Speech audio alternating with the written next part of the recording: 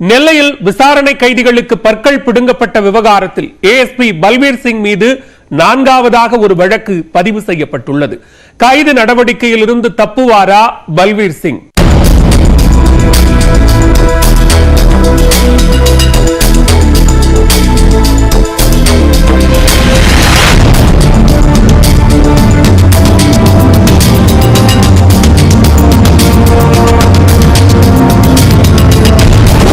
நெல்லை மாவட்டம் அம்பாசமுத்திரம் உட்கோட்ட காவல் நிலையங்களில் விசாரணைக்கு அழைத்து வரப்பட்ட கைதிகளுக்கு பற்கள் உடைக்கப்பட்டதாக புகார்கள் எழுந்தன.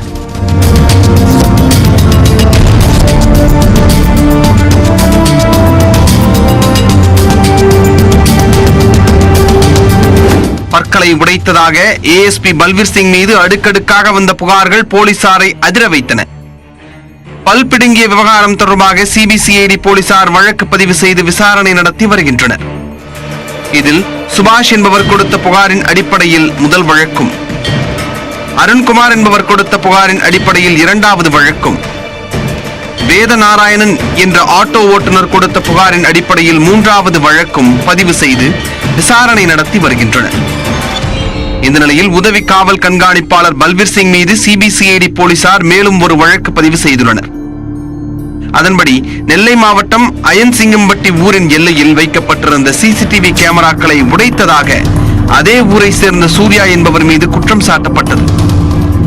இந்த புகாரின் பேரில் கல்லிடைக்குறிச்சி காவல் நிலையத்தில் விசாரணைக்கு ஆஜரான சூர்யாவின் பல்லும் பிடுங்கப்பட்டதாக தெரிகிறது. சூர்யா அளித்த புகாரின் அடிப்படையில் சிபிசிஐடி போலீசார் 5 பிரிவுகளின் கீழ் வழக்கு பதிவு செய்துள்ளனர். ஏஎஸ்பி பல்பீர் சிங், ஆய்வாளர் ராஜகுமாரி, காவலர்கள் ராமலிங்கம், ஜோசப் ஆகியோர் மீதும் இந்த வழக்கு பதிவு செய்யப்பட்டுள்ளது. சூர்யா கொடுத்த புகாரின் பேரில் 4வது குற்ற வழக்காக சிபிசிஐடி பதிவு செய்துள்ள வழக்கு கூடுதல் கவனம் பெற்றுள்ளது. குறிப்பாக பல் பிடுங்கிய புகாரில் இந்த சூர்யாதான் முதலில் பல்பீர் சிங்கிற்கு ஆதரவாக சேரன் மகாதேவி சாராட்சியர் அலுவலகத்தில் பிறழ் சாட்சியம் அளித்தவர் என்பது குறிப்பிடத்தக்கது.